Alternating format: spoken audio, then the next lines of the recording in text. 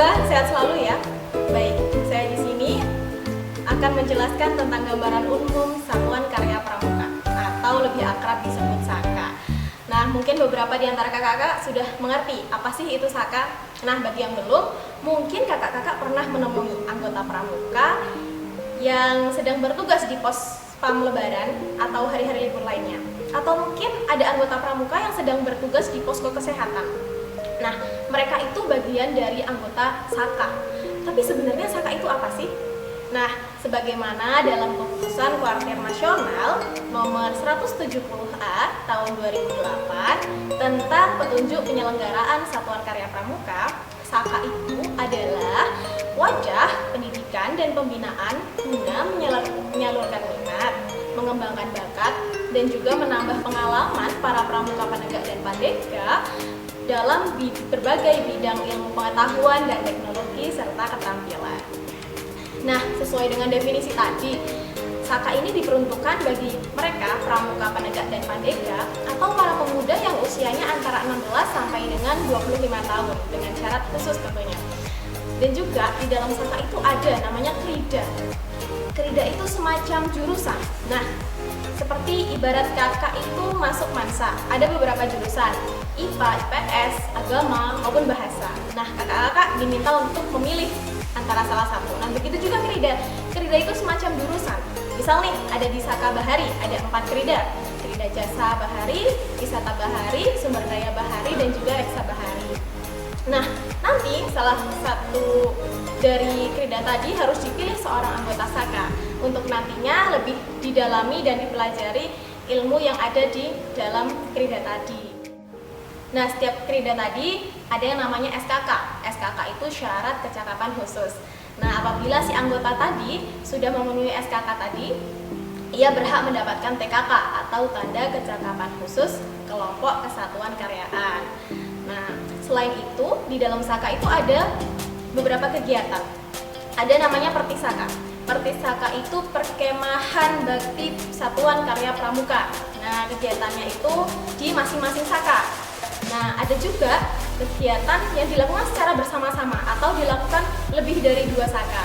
Namanya Peran SAKA. Peran SAKA itu perkemahan antar Satuan Karya Pramuka. Nah, dalam perkemahan itu para anggota SAKA dapat saling bertukar ilmu dan transfer ilmu mereka di bidang yang masing-masing gitu. Jadi seorang anggota pramuka itu dapat memiliki wawasan yang jauh lebih luas lagi begitu. Tidak hanya di SAKA yang ia ikuti saja. Saat ini terdapat 11 SAKA di tingkat nasional. Tapi sebelum tahun 2013 hanya 8 SAKA yang ada di tingkat nasional. Misalnya nih ada SAKA Bayangkara, SAKA Bahari, SAKA Bakti Husada, SAKA Wanabakti, SAKA Wirangartika, SAKA Taruna Bumi, SAKA Dirgantara, dan SAKA Kencana. Nah, setelah adanya Musyawarah Nasional Gerakan Pramuka pada tahun 2013, akhirnya disahkan tuh 3 SAKA baru, yaitu ada SAKA Pariwisata, SAKA Widya Budaya Bakti, dan SAKA Kalpataru gitu. SAKA Bahari adalah SAKA yang fokusnya di bidang kebaharian dan kelautan. Pembinaannya itu di bawah TNI Angkatan Laut, profesional di bidang olahraga air, dan juga Kementerian Kelautan. Kemudian ada SAKA Bakti Husada yang fokusnya di bidang kesehatan. Nah, SAKA Bakti Husada ini di bawah binaan Kementerian Kesehatan. Kemudian SAKA Bayangkara yang fokusnya di bidang ketertiban masyarakat. Nah, SAKA Bayangkara ini bekerja sama dengan Kepolisian Republik Indonesia. SAKA Dirgantara. SAKA Dirgantara itu merupakan SAKA yang fokus di bidang kedirgantaraan. SAKA Dirgantara ini bekerja sama dengan TNI Angkatan Udara, pihak perusahaan penerbangan, dan klub aeromodeling, dan juga pelatihannya ini hanya diadakan di pangkalan udara tertentu, tidak di semua pangkalan udara. Kemudian SAKA Kencana. SAKA Kencana fokus di bidang keluarga berencana atau KB, keluarga sejahtera, dan pengembangan kependudukan. Nah, SAKA Kencana ini bekerja sama dengan BKKBN atau Badan Keluarga Berencana Nasional. Kemudian SAKA Taruna Bumi merupakan SAKA yang fokus di bidang pembangunan pertanian. Nah, ada di bawah binaannya Kementerian Pertanian, LIPI, dan juga lembaga hortikultura. Sakawana Bakti fokus di bidang pelestarian sumber daya alam, kehutanan, dan lingkungan hidup. Sakawana Bakti bekerja sama dengan Kementerian Kehutanan, Perhutani, dan LSM Lingkungan Hidup atau lembaga profesional terkait.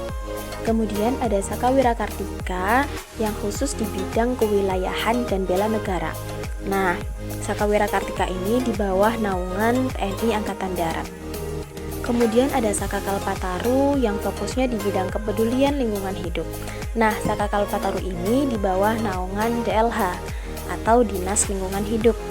Kemudian ada Saka Pariwisata yang fokusnya di bidang kepariwisataan.